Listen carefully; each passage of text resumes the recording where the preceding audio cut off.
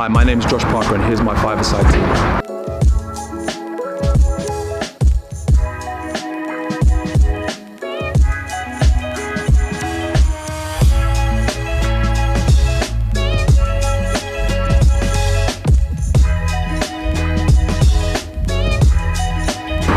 The best player I have played with in my career would be Adel Taarabt by a country mile. No one even comes remotely close. The reason for him being my number one pick is because I've never seen someone be able to control a game in such an easy way, to be able to manipulate people's bodies by doing the smallest of things, to be able to manipulate the ball. He wasn't the slightest of frames. He was actually like maybe 6 foot, quite like chunky, but similar to probably Zach, where he was almost faster with the ball than he was without it. But I think that's because of his intelligence. Like, he would shimmy his body like so quick that someone would run a mile like in another direction, even from the slightest of movements. I think he would say the same thing. If he had the attitude of, I don't know, a Ronaldo, even someone like a Harry Kane, to do that little bit extra, he should have played in any team he wanted in the world. It shows that I think he went on loan from QPR to AC Milan. You've probably never seen a bigger like golfing distance in your life. Yeah, so I played with Adel at QPR. I came on for him on my debut at Crystal Palace away. So yeah, it's nice.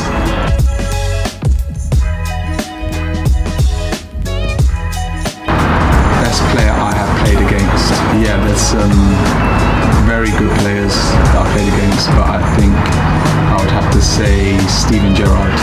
When I was at Oldham, away at Anfield in the FA Cup, we got absolutely battered, but I don't think people realise how fast he was, how powerful he was. His technique, absolutely flawless. Like, it's just like, you know, when you look at someone strike a ball, kick a ball, pass a ball, everything just looks so nice.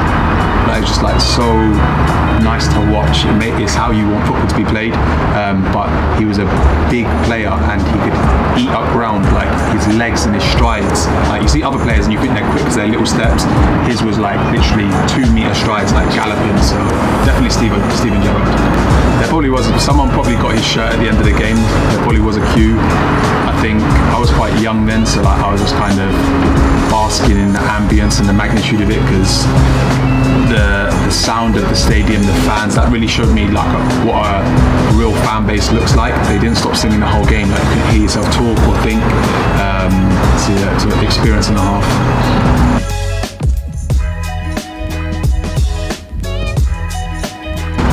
Player from the current Oxford City team would be Zach. I think everyone's would be Zach. Still can't get my head around how he's never really played technically above this level. It'll be something I'll probably be fascinated with for a long time. But yeah, we're just fortunate enough to have him.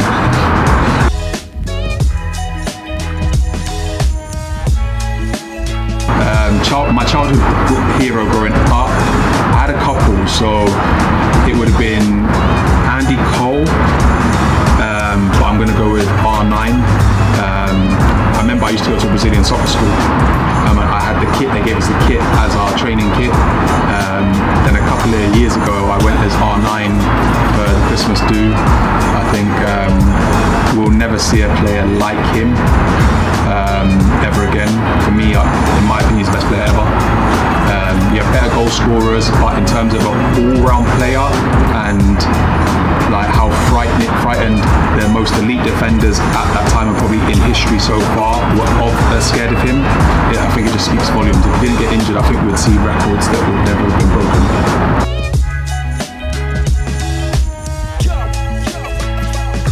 Oh, it's a good question. If I was to position everyone, I would put Gerrard at the back because he can do everything. Like and obviously he started off as a defender, so he can do that, and he can play out from the back. I would have obviously R9 up top, Adel behind him. I'm trying to think who else in my team. There's myself and is that it? How many is that? Zach. Then I'd probably have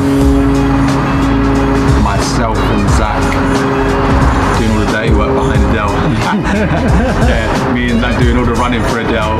Probably more myself, and then Zach and Adele would be having fun gallivanting. But I don't think anyone would get the ball off that team anyway, so I don't have to do much running. I can just sit there and admire.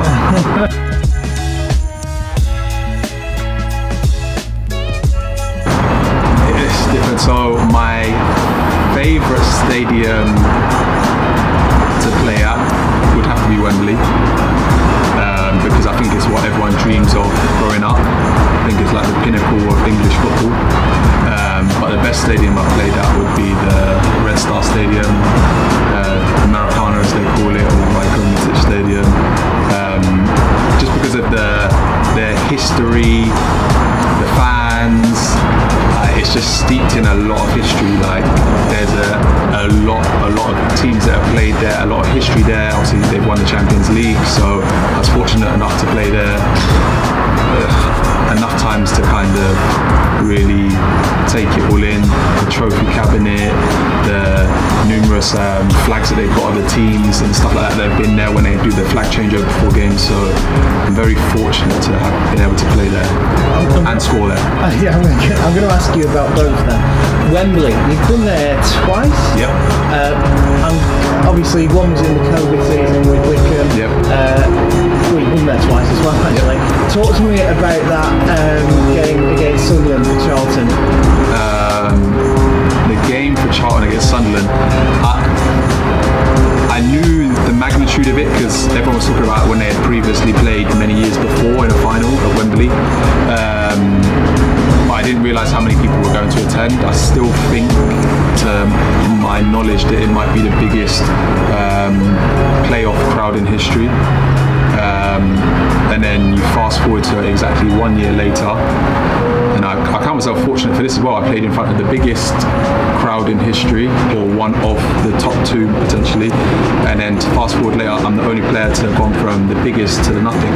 The only time in history that there'll probably be no fans in Wembley. So I had complete contrast, complete opposites, and I was fortunate enough to have back-to-back promotions at Wembley, so I count myself very lucky for that. I'm very blessed.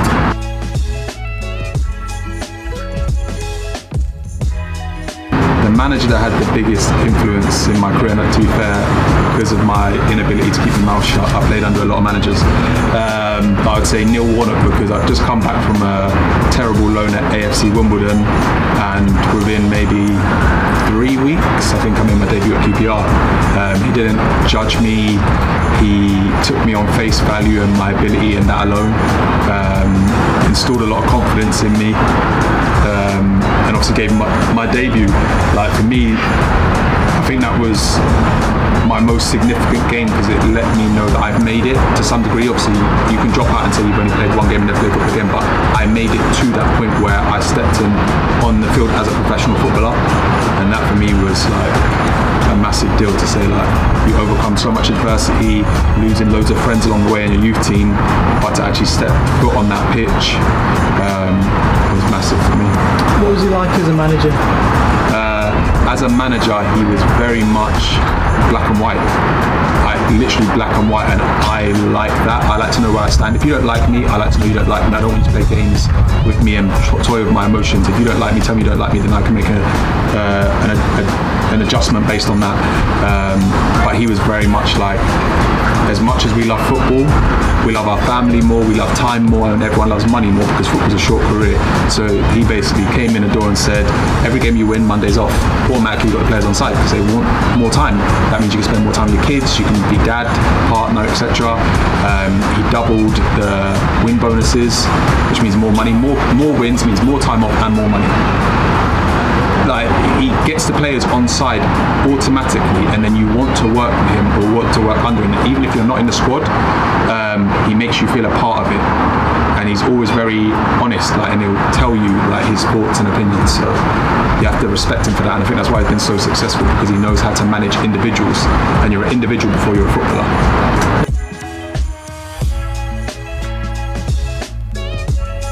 First home kit I owned as a kid was actually gifted to me by my cousin who lives in Newcastle. So it was a Newcastle one with the brown ale. I don't know, but to be fair, he gave me a Newcastle kit that was massive, and a Man United goalkeeper kit, green and black one. I think he even had elbow pads on the kit as well. So they're the first two kits that I had to my knowledge, and they were gifted to me. So yeah, that's the first two kind of contrasting teams.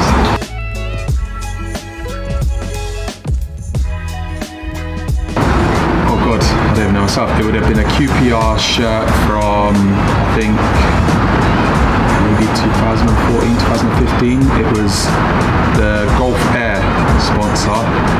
It's funny because I pulled them out in my wardrobe the other day. My debut was away to Barnsley.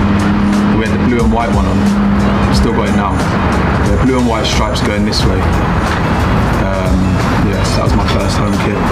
What do you remember from that day? I remember from that day travelling up with the team, training on the Friday at we trained at Barnsley's training ground, I think. And I remember after training, there wasn't really a lot. It was like a couple of like keep balls, some crossing and finishing. And at the end, he pulled us into a circle and said, "I'm going to change up the team tomorrow. Josh, you're going to start, and you're going to start at right back." And like my face must have like dropped, and he started swearing at me and said, "You don't want to effing start? You don't want to play?" Like, it was like kind of in a jokey way but serious way, and I was like, "No, I do." Like, and he was like, "Peter Ramage will talk you through the game. Like, he'll be Rambo. You look after him in the game." So yeah, I played right back on my debut, and I had a really good game, really good game. So yeah, that's what I remember about my debut.